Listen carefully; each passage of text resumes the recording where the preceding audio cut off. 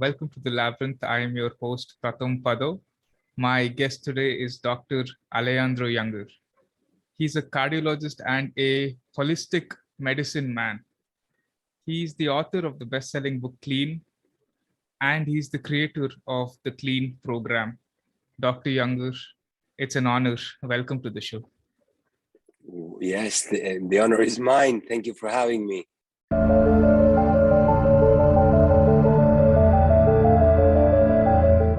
Cardiologists usually talk a lot about the heart, but you seem to talk a lot about the gut.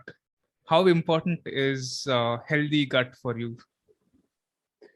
Well, thousands of years ago, Hippocrates said that health and disease start in the intestines, right?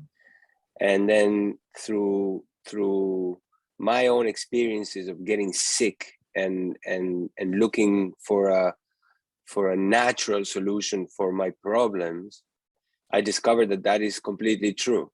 The gut is where health and disease start. It's kind of like the root of a plant. It is through the roots that we absorb the nutrients that we need to make our body to function. And also within and around the gut, there's a huge nervous system. There's a brain, we call it the second brain, but in size is actually the first brain. And there's 80% of your immune system also within and around the gut. So it's a very important part of our body that is also very susceptible to the outside world, because through the gut is where we put the outside world in order to make it ours. And that interaction between the outside world and our inside world is most active in the gut. So it's a very, very important part of our body, and it's the part of the body that's suffering the most these days in this crazy, toxic world that we're living in. Yes, indeed. Can you give us a few examples of what kind of food we should be eating and what kind of food we should avoid? Yeah, in general terms, and I'm talking very generally, we should be eating real foods and not food-like products or edible products. So just like nature provides foods, like fruits, vegetables, nuts, seeds, and even if you eat animals,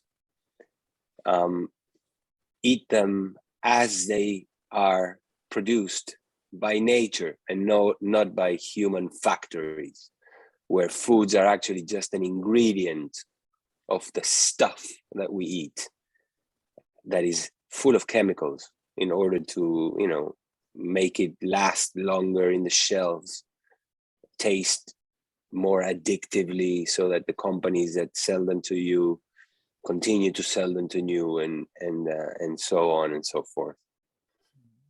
Interesting. I also like the way you talk about how we need to go to the root of the diseases. One example you repeatedly give is the example of your gardener when you were a kid.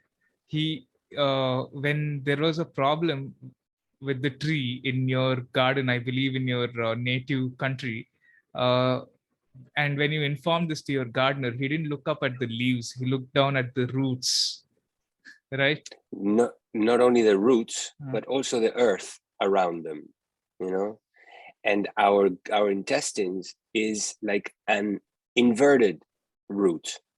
The earth is around the roots, but in us, the gut is around the food. So it's like a portable root that we carry with us, that we throw the earth in, right? The food that we eat is like the soil that the roots of the plants are planted in, where the roots or the plant gets its nutrients. We do that from food. So food is like the soil, the gut, is like the roots. How big do you think is the role of stress and anxiety in the manifestation of diseases? I think it's so important, you know, because the the the the stress that humans go through um, is something that doesn't happen naturally. Animals in the wild only get stressed for short periods of time when they are trying to escape a danger. But the dangers in the natural world only come momentarily, right? Either a tiger is following you, either he'll catch you and eat you, or you'll escape. But then after you escape, then everything is fine again. And animals are fully present. But human beings always have something going on. And that stress, which usually starts with our perception and our understanding of what's going on, it gets translated into chemicals, into adrenaline and noradrenaline and other hormones that end up causing all kinds of changes in your physiology that eventually end up corroding the body and end up either spending too much energy or using up all your resources, right? So stress is a huge component of most diseases of human beings in the world today. Yes. Then how do we mitigate the stress? So one way of mitigating the stress is through meditation. And of course, you can mitigate the stress by choosing your life, you know, in a way that is not stressful. But for a lot of people, that is not possible. If that is not possible for you, then you can strengthen your mind and make it more resilient to stress, right? And meditation is an incredible tool for that. Yes, interesting. You know, And the problem that humans have is that we are not present anymore. Because the truth is that in the present moment, there's barely any real problems. The problems are mostly in our head, in our understanding, in our perception, right? And then the mind goes off, the body starts reacting. If you are imagining that you're going to have a fight with your girlfriend or your partner or your boss or whoever it is, you have a discussion in your head, but your body is, even though the problem is imaginary, is in your mind, the body responds to that as if you were in the middle of the fight. So it starts, you know, getting ready for the fight or flight reaction, right? And that increases your blood pressure and all kinds of bodily reactions to that. So the more present you become, the less likely that stress will set in. And meditation is a great tool to become present. as a cardiologist, have you seen any cases where stress manifests into serious heart issues? We see it all the time, you know, in the hospital. When I used to work in the hospital, Monday morning was the day that heart attacks and strokes came more than any other day, because the weekend ends, people go back to the office, into their stressful lives, and problems happen. And this is true. You can probably find out in India is probably the same thing. Monday mornings is the worst time for an emergency room. Interesting. I didn't know that stress and heart diseases were so deeply interconnected. Well, listen, they're connected in many ways. Like, for example, stress will increase your blood pressure. A sudden increase in blood pressure can trigger a heart attack, or a chronic state of stress can make your heart have to work harder and eventually start dilating and become heart insufficiency. There's all kinds of ways in which stress can affect your heart negatively. And not only your heart, but also your arteries. And the arteries, you know, are everywhere, in the brain, in the lungs, in the kidneys. So stress and the hardening of arteries can affect every organ in your body, not just the heart. Something to think about. What sparked your interest in alternative medicine and Ayurveda? So when I was doing my training as a cardiologist in New York, I was living a very stressful life and I got really sick. Not only stress, but also I started eating in a very unhealthy way, which is very common for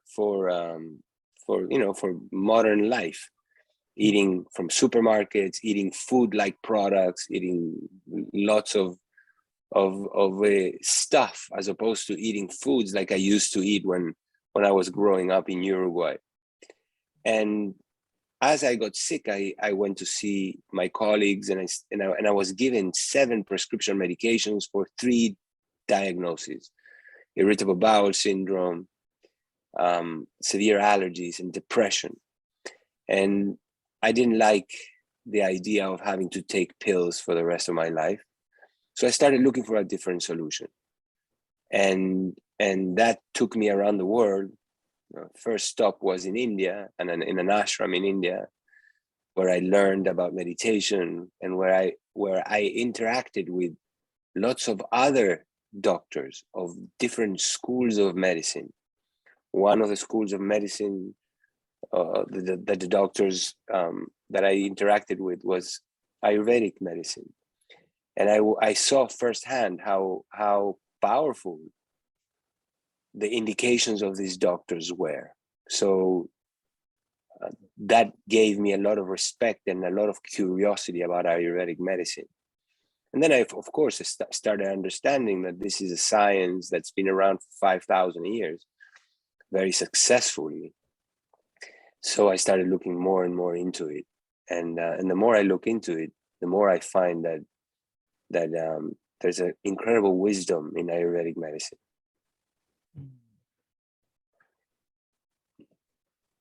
What compelled you to create the clean program and write the clean books? So the clean program is the conclusion of my intense search for a different solution for my own problems that you know, the doctor said that I needed to take so many pills for. If I would have found the clean program at that time, I would have done it. I would have gotten rid of all my problems without the need of any medications. It took me 15 years to arrive to the program, right? So really, the clean program was only the summary of all the things that I've learned until then that gave me the solution that I was looking for. And then, you know, all my friends, my family, and then my patients started noticing that I was feeling better, that I was looking better. And they all started asking me, what did you do? So I started putting them on programs, and eventually I said, well, this needs to be out. So I wrote a book about it and created a program and all the supplements that to make it easy for people to do the program. And this actually, all the supplements that come in a kit, they're now available in India, all over India. If you go to the Organic India stores in the Fab India, you know, department stores, there's, you know Fab India. Yeah, I know. So every Fab India has an Organic India store inside, a wellness store, and there you can find my books, and you can find all the supplements needed to make it easy for somebody to do the clean program. Oh. It seems like you're deeply connected to India. Yeah, I think I was Indian in a previous life, because the moment I arrived in India, and every time I go to India, I really feel at home. Interesting. So you spoke a lot about supplements. Are there any kind of supplements that we should be taking? Do you find something? Do you find that a lot of people are deficient in any kind of vitamin or nutrition? I think that a lot of people are deficient in vitamin D, for example, because these days very few people are exposed to the sun. We cover ourselves, and even when we go and expose ourselves to the sun, we put all these creams to protect ourselves from the sun, and that's the way in which our body converts the pre vitamin D into vitamin D, through sun exposure, through contact of the sun with your skin. So a lot of it is estimated that 50% of the population of the world is deficient in vitamin D. But there's a lot of other nutrient deficiencies that are very common just because of the way that we grow our food, and the soils in which we grow our foods become depleted of many nutrients. A common nutrient that is depleted in many of the soils in which we grow our foods is magnesium, for example. So I find that a lot of people are deficient in magnesium. And there's a lot of other common deficiencies, like B vitamins, for example. So yes, there are a lot of very common deficiencies these days. And what is your opinion on functional medicine and the fact that its popularity is increasing? I think it's a blessing, functional medicine. I say that a functional medicine doctor is a regular doctor that is trained to think like an Ayurvedic doctor in a more holistic way, in a way in which you try to find what the root of the problem is, and you trust that the body is wise, and then when you remove the obstacles and you add whatever is lacking, then the body will correct itself. And this is what is at the root, at the pillar of functional medicine thinking, is that everybody is an individual, everybody's different in a way, everybody's unique, and the body is able to heal, but you just need to find what is at the root of the problem.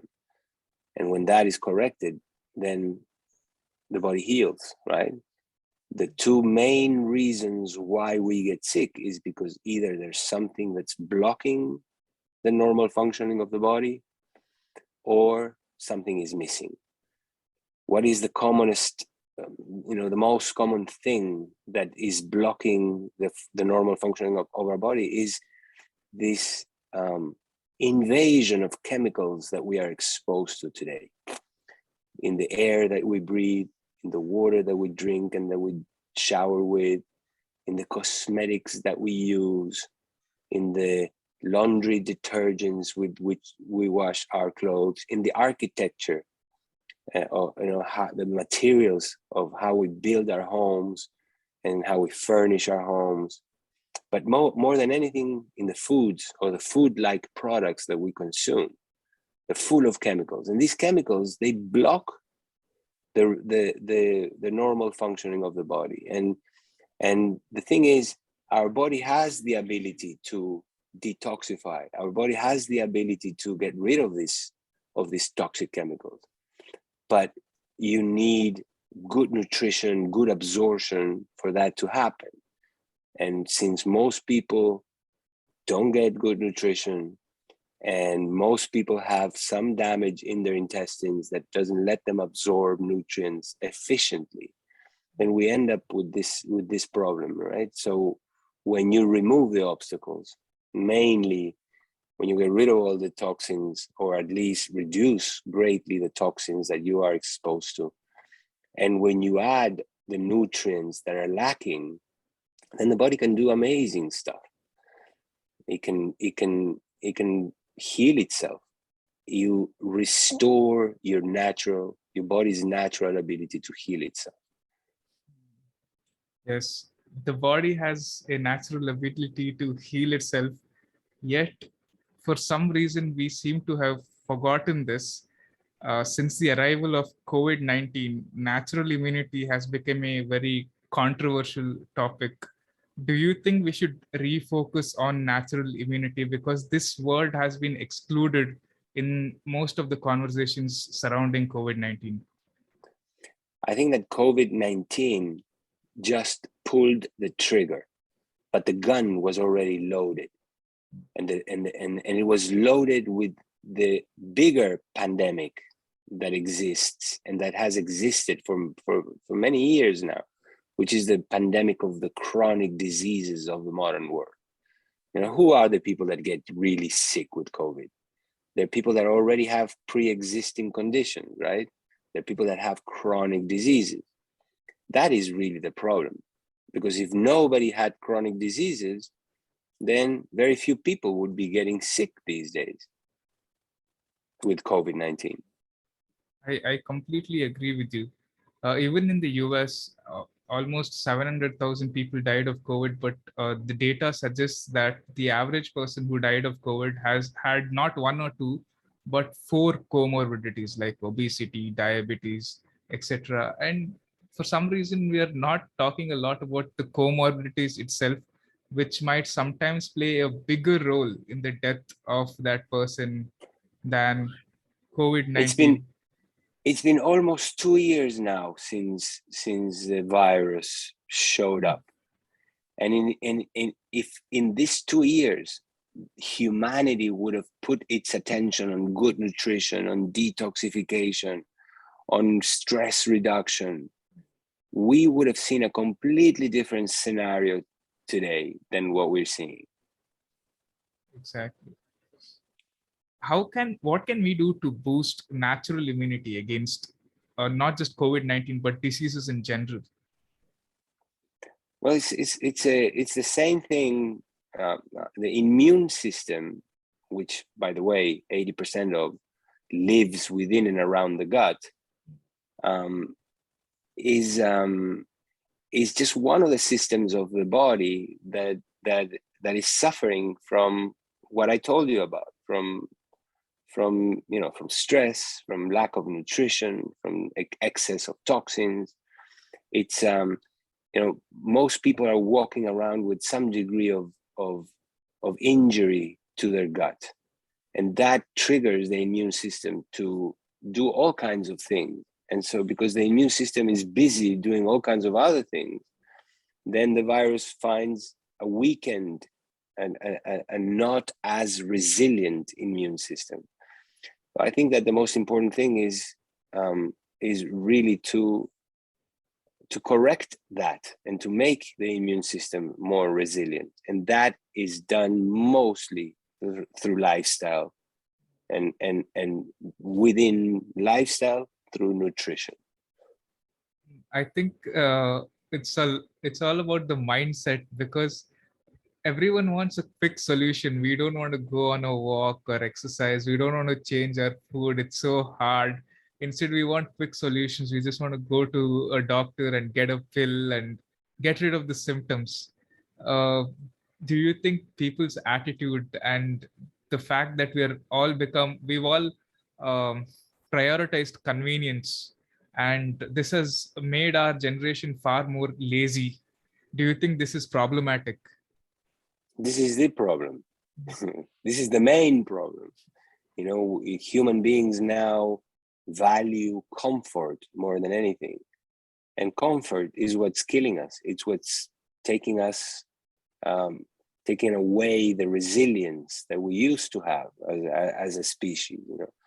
You don't see other species getting pandemias. You don't see other species with the viruses that are killing hundreds of thousands. You just don't see that, because other species are living in the way that nature designed them to live, and nature is not gentle and comforting. The animals have to go through things. Animals have to find food. Animals have to intermittently fast, just imposed by nature. They don't decide, I'm going to intermittently fast. That's just how life is. and they wake up with the sun and they go to sleep when the sun goes down, and they, and sometimes it's cold, sometimes it's hot. But human beings are always the same. If it's cold, you turn the heater on. If it's hot, you turn the air conditioning on.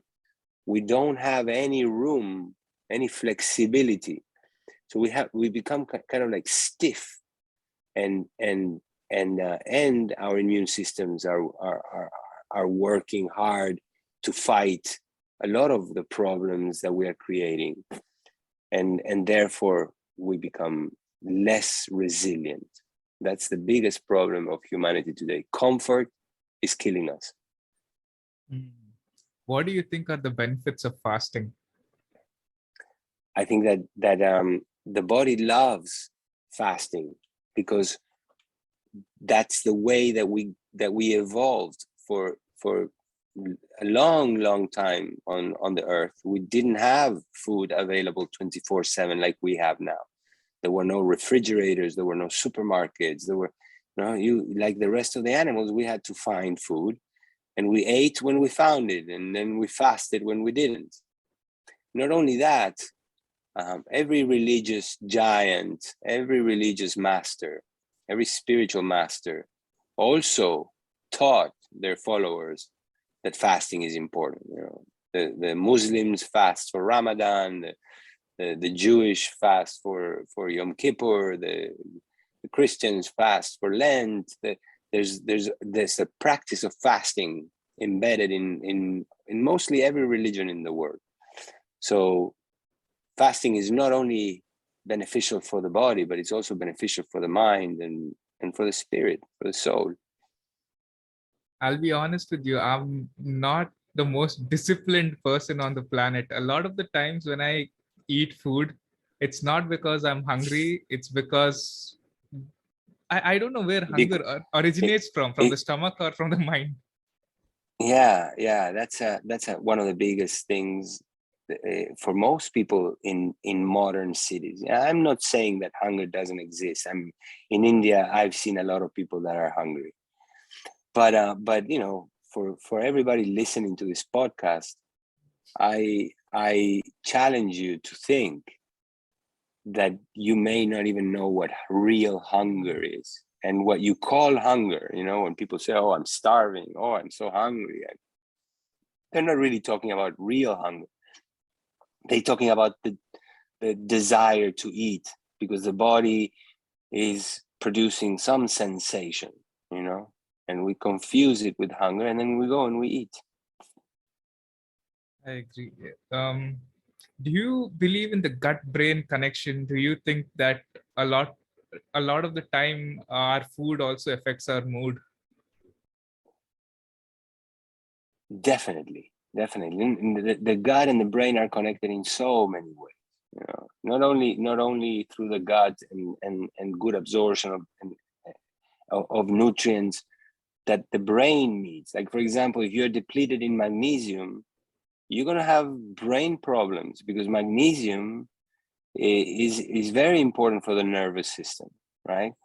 And so are many other nutrients that when deficient, the brain will not function optimally. And not only that, we know now that, for example, the good bacteria in the gut also communicate with the brain. And we know now that the brain in the gut also communicates with the brain in the head.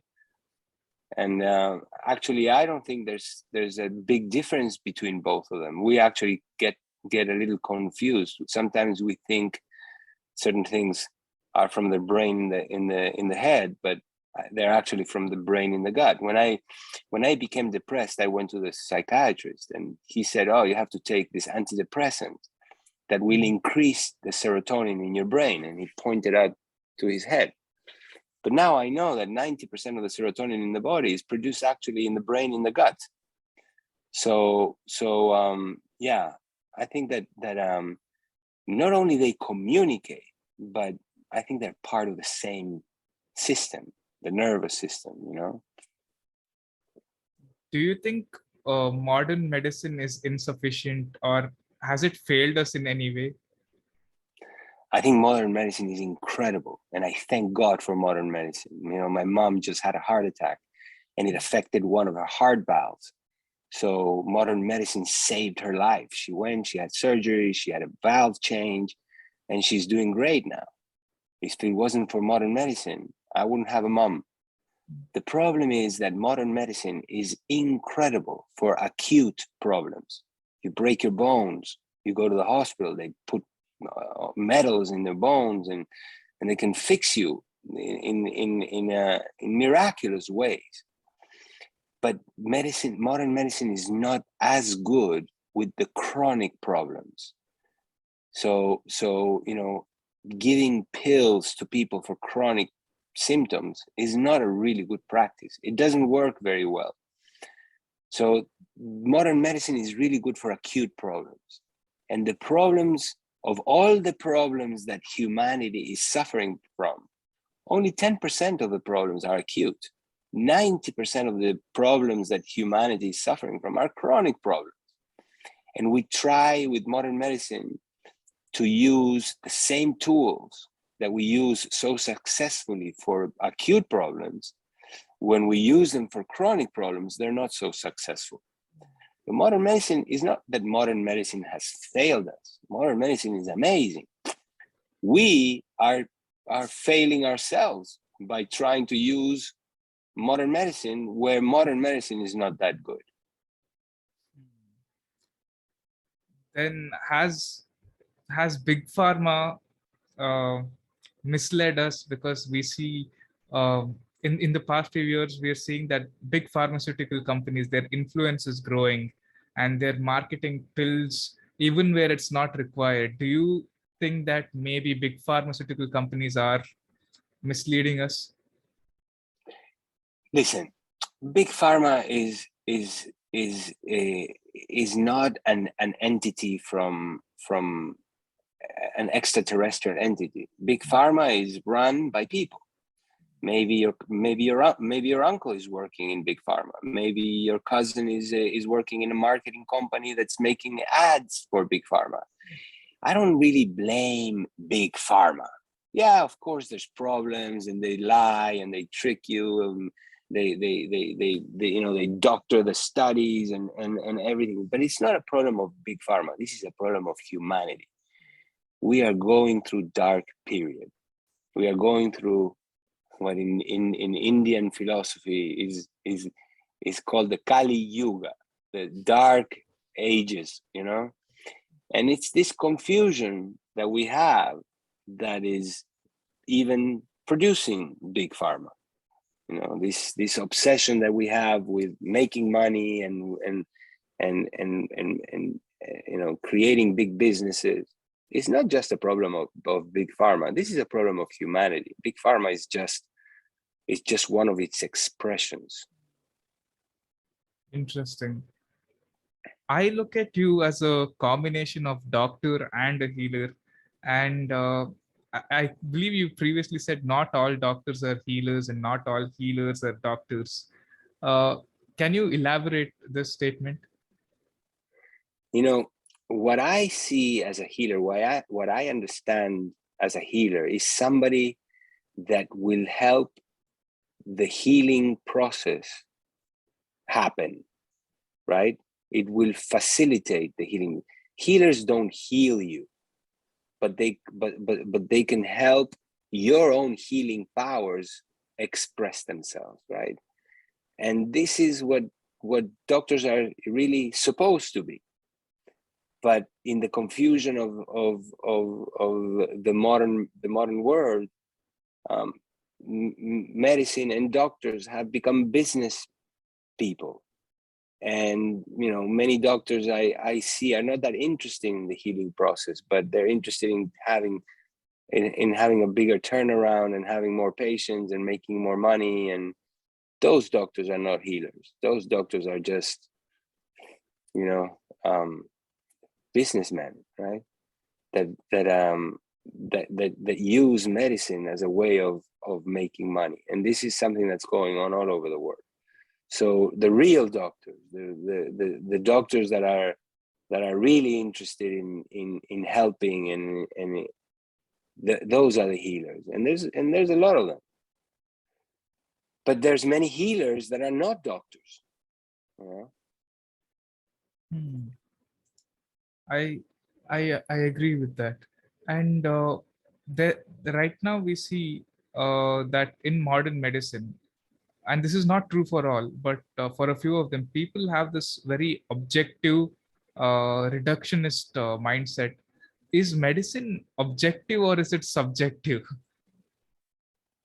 I don't really understand the question. Like, for example, um, how do I ask this question? Medicine, in modern medicine, they look at clinical studies, they look at numbers, they look at scans, but healers in the healing community, they look at medicine in a very subjective way. Like, they don't look at numbers, they even account feelings and emotions. So what is medicine? Should it purely be mathematical, or should it even look at subjective things like emotions? I think I think a healer, a doctor that is a healer, should look at everything, and that is what functional medicine really teaches. Is that every human being is not just the body, but it's the product of an environment, of a community, of even the climate, even the weather. And there's so many things that play a role that clinical studies cannot take into account. When you read a clinical study that studies a disease, they don't take everything into account. Maybe they measure blood pressure and they measure this protein and they measure this marker, and they, but you cannot reduce a human being into numbers, into its parts. A human being is a whole, and it's influenced by many things. And when you start looking at everything, is when you start getting the better results. You seem to be very healthy. How do you keep yourself so healthy? Well, I have also my phases. I go through phases where that I'm feeling really well, and then I go through phases where I'm also stressed and I make bad choices and I don't feel that well, right? So I'm like everybody else. I'm trying to do my best. I'm lucky that I learned certain tricks that help me a lot, and for the most part, I try to eat real foods with good nutritional value and limit my exposure to toxins. Not only toxins in the food and in the air, but in my relationships, in my work, and so, yeah, I'm able to keep myself in pretty good shape. Yes, I also see that you post a lot of pictures about yourself, your family, your children, and you seem so happy. Does having a good community of people around you and good friends, does it also affect your health in a positive way? Well, you tell me. What do you think? I think it definitely does. Yeah, of course. Listen, my mom came to visit me. She's from Uruguay, and she came to Los Angeles to visit me. And she, as I told you, she had a heart attack. She had to go through heart surgery, right? But once that was done, I realized that she wasn't going to continue to recover because she was in a strange place. Nobody knew who she was. She didn't really speak the language. I mean, she speaks English, but not perfectly. And the nurses and everybody else, they don't really know who she is. There were no friends to come visit her in the hospital. Plus, in the hospital here, you cannot even go in because of COVID. So what I did is I hired an ambulance airplane, and I took her back home. And that was the best decision that I've ever made, because over there, everybody speaks her language. A lot of people know who she is. She has her other kids, her friends, and her recovery just took off, and she did so well. So yeah, absolutely. I mean, you don't even need any scientific evidence of that. You know, what do you look for when you're not feeling well? You look for love, you look for support, you look for a hug, right? And Absolutely. there are no studies that show you scientifically that a hug is healing, but everybody knows it. I think a lot of this is feeling, and it's difficult to even explain with words. Um, you are originally from Uruguay. How was your life growing up in Uruguay? It was very simple.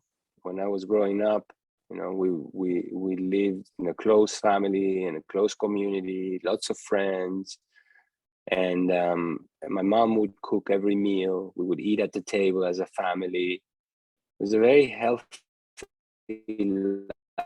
lifestyle by default, because there were no other options. You know, there were no supermarkets. There were not too many restaurants. There wasn't much else to do. You had to eat real foods, and you know, it was a very nice and safe life growing up. Yeah, it seems very pleasant. And finally, doctor, to end this podcast, this is a very spiritual question. It has nothing to do with science or medicine. What do you think is the purpose of life? So, you know, when I look at the planet, I look at it as a living organism. And just like, for example, you have arteries, the planet has rivers. Just like you have lungs, the planet has forests. Just like you have red blood cells and white blood cells, the planet has animals running around, different type of cells, right? And you and I are to the planet like a red blood cell is to you, right? Now, when you look at the body and you try to understand what is the purpose of a red blood cell? The purpose is to circulate in the blood, to pick up oxygen when it passes through the lungs, and to release the oxygen when it goes into the tissues. Right? That's the purpose of a red blood cell as we understand it. So what is the purpose of us as a cell in this planet, right? And the way that I understand it is we are a little converter of energies. We take in different energies and we convert them. You know, just like a plant takes in water and nutrients from the soil, and then is exposed to the sun, and then there's all kinds of chemical reactions with chlorophyll and this and that, and produces oxygen, right? And without oxygen, there would not be possible life on Earth. So that is the function, that is the purpose of plants from one point of view, right? Now, we take energies through our eyes, through our ears, we take in impressions through our senses. We also take in oxygen, and we also take in food. And these three things react inside of your body, and they produce what? Your experience. So your experience is very important for the planet. We are here to produce an experience. And if your experience is one of peace and love and presence, you benefit the planet in many ways. The planet needs that. Like, for example, you know, 3 days ago was Gandhi's birthday, right? The 2nd of October. Yes. When you see somebody like that, and you see what his experience gave to the planet, I think that the purpose of humans in the planet is to live at peace, to live in love. And that is like oxygen to the planet. That was Is to convert different energies into love. that thing that's the purpose of the planet. So the purpose of the planet, the purpose of life really is for you to come here and be at peace. That benefits the planet. That was very profound, doctor. Thank you so much for spending your time with me in this podcast. Thank you so much for having me. It's been a pleasure to meet you and to be with you.